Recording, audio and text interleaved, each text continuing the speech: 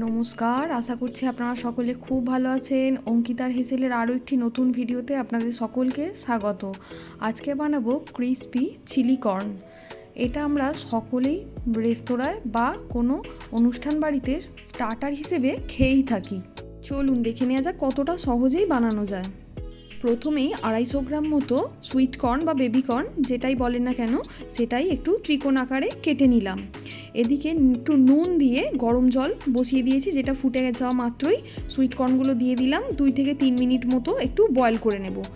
তারপর বেশ কিছু বেল পেপার নিয়ে নিয়েছি, সেগুলো ত্রিকোণ আকারে কেটে নিচ্ছি। আমি এখানে গ্রিন আর রেড বেল পেপার ইউজ করছি, আপনারা আপনাদের পছন্দ মতো বেল পেপার ইউজ করতে পারেন। কিছুই না, আপনারা চাইলে একটা বেল পেপার ইউজ করেও করতে পারেন, কিন্তু জিনিসটা কালারফুল হলে দেখতে ভালো লাগে। একটা পেঁয়াজও নিয়ে নিলাম, নিয়ে সেগুলো ভালো করে প্রত্যেকটা লেয়ারকে আলাদা করে নিচ্ছি। 1 ইঞ্চ মতো আদা আর 7 থেকে 8টা মতো রসুনের কোয়াও নিয়ে নিয়েছি, সেগুলো একদম ফাইন চপ করে নিতে হবে। 5 থেকে 6টা মতো কাঁচা লঙ্কাও নিয়েছি, সেটাও ত্রিকোণ করে কেটে নিলাম। অন্যদিকে বেশ কয়েকটা শুকনো লঙ্কার ভিতর থেকে বীজগুলো বাদ দিয়ে দিচ্ছি, যাতে বেশি ঝাল না হয়ে যায়। শুধু ছালগুলো একটু গরম জলের মধ্যে ডুবিয়ে রেখে দিলাম।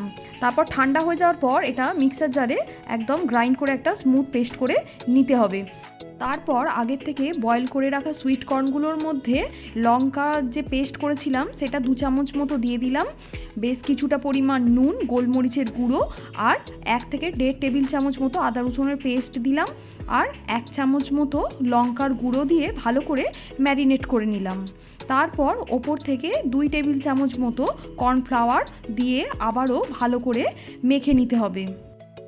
ম্যারিনেশনের শেষ পর্যায়ে আবার ওপর থেকে 1 টেবিল চামচ মতো কর্নফ্লাওয়ার দিয়ে ঠিক এইভাবে সুইট কর্নগুলোর গায়ে একটু মাখিয়ে নিতে হবে। অন্যদিকে কড়াইতে তেল দিয়ে দিলাম, তেলটা ভালো করে গরম হয়ে যাওয়ার পর এক এক করে সুইট কর্নগুলো দিয়ে ঠিক এইভাবে উল্টে পাল্টে সুন্দর রং ধরা অবধি ভালো করে এপিট ওপিট করে ভেজে তুলে নিতে হবে।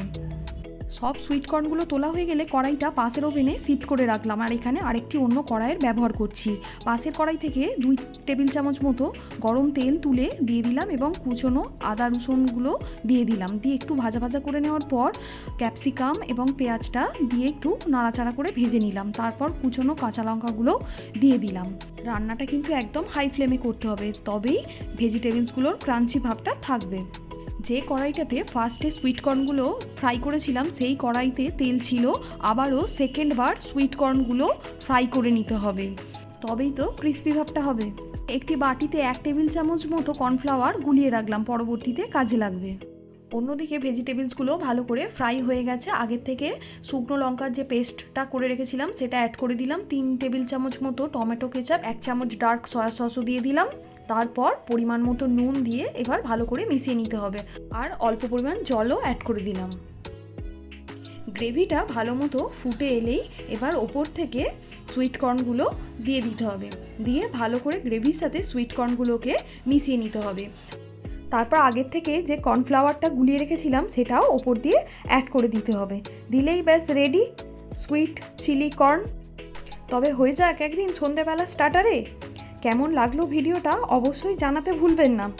প্লিজ কমেন্ট করবেন, লাইক করবেন এবং শেয়ার করবেন। ফেসবুক থেকে দেখলে পেজটি ফলো করে নেবেন। দেখা হবে পরবর্তী ভিডিওতে।